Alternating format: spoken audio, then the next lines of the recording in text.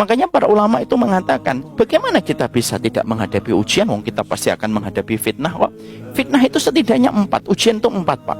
Pertama, ujian pada diri kita. Pertama itu ujian dari diri kita.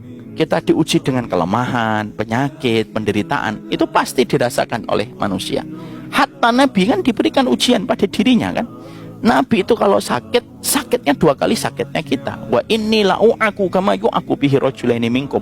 Saya kalau demam, saya kalau sakit 2 kali demamnya orang biasa. Itu Rasulullah Pak. Ujian pada diri. Yang kedua, ujian pada keluarga. Kita pasti diuji dengan keluarga. Ada yang diuji dengan paman, ada yang diuji dengan bibi, ada yang diuji dengan istri, ada yang diuji dengan suami, ada yang diuji dengan anak. Makanya kita mendapatkan kehidupan para nabi dan para rasul.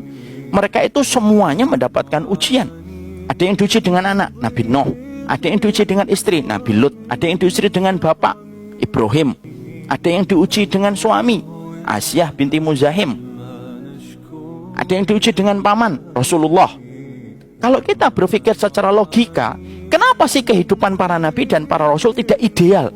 Bapaknya beriman, ibunya beriman, anaknya taat, bibinya, keluarga besarnya semuanya taat. Tapi justru yang kita dapatkan di pagelaran panggungnya para nabi itu mendapatkan ujian itu beda-beda.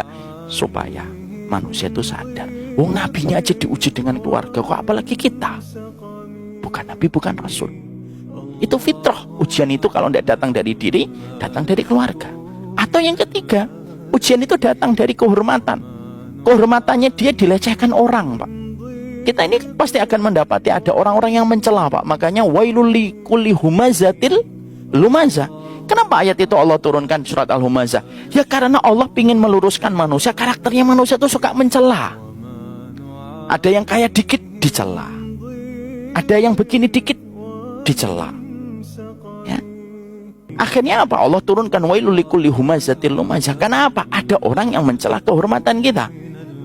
Maaf ya Pak, kadang-kadang kita ketemu sama orang, kadang-kadang kita tidak pernah ketemu sama orang, tapi orang itu benci sama kita, padahal bertemu aja belum pernah. Pernah kayak gitu Pak? Saya sering Pak kayak gitu Pak. Orang tuh udah benci banget sama saya, hanya dengan nama Umar Mita, bencinya luar biasa. Ketemu enggak, transaksi enggak, safar enggak, ketemu di masjid enggak gitu. Tapi setiap ketemu tuh matanya melotot dan langsung melengos. Ada Pak, sampai kadang-kadang kita bingung, salah saya apa sama dia. Tapi itu yang terjadi Pak. Makanya di Medan saya itu pernah Pak, di Medan saya kajian di Masjid Al-Jihad kalau tidak salah. Saya pernah ada orang saya temuin pas wudhu, nggak sengaja saya wudhu kan ketemu dia, saya salaman gitu, saya tanya siapa namanya. Agak kikuk orangnya ketika saya tanya itu. Setelah itu saya ngisi kajian. Qadarullah habis kajian ketemu lagi. Beliau cerita, Ustadz saya itu orang Nadal itu paling nggak suka sama antum. Gara-gara teman-teman saya ngomong, saya ke masjid ini bukan ngaji sama antum, tapi qadarullah saya pengen sholat duha. Tapi ketika antum nyapa saya, loh kok gini orangnya, kok beda banget.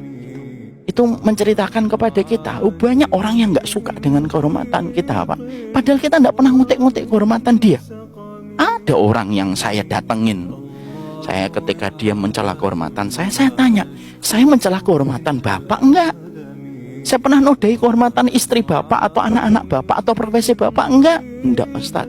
Lalu kenapa bapak mencela kehormatan saya? Emang kehormatan saya murah? Lalu kehormatan bapak mahal? Apakah dengan bapak ngaji? Enggak apa-apa bapak nggak ngaji sama saya, enggak ada masalah kok. Tapi kalau sudah mencela kehormatan, kehormatan itu haknya setiap muslim. Karena sesungguhnya kehormatan orang yang beriman sama Allah itu lebih mahal daripada kehormatan Ka'bah. Wa innalah hurmatu hadhil Ka'bah a'dham min hurmatil wa innalah hurmatul mu'min a'dham min hurmatil Ka'bah min hurmati hadal bait. Rasulullah yang bersabda ketika sedang tawaf, beliau berkata kehormatan seorang mukmin itu lebih mahal daripada kehormatan engkau wahai Ka'bah. Tapi ada yang kayak gitu? Ada Pak. Kita tidak bisa bertanya, ya Allah salah saya apa? Nggak bisa. Apa sih kok dia benci banget sama saya? Nggak bisa Pak. Ada orang yang senang menghakimi orang dengan apa yang dia dengar, bukan apa yang dia lihat. Maaf ya, kita udah bareng aja, udah bareng lama. Kadang-kadang ada teman kita menghakimi kita bukan dengan apa yang dia lihat, dari apa yang dia dengar dari orang.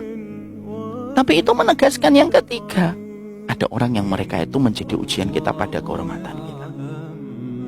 Dan yang keempat, kita diuji dengan harta kita, entah yang banyak atau yang sedikit ya. Makanya kalau kita sering bertanya gitu, kenapa orang-orang yang tidak beriman hartanya berlimpah, adapun orang yang beriman kadang-kadang hartanya tidak berlimpah sebagaimana orang yang tidak beriman? Karena harta itu kalau terlalu banyak justru menjadi fitnah besar. Bukankah nyamuk mati itu karena habisnya darah?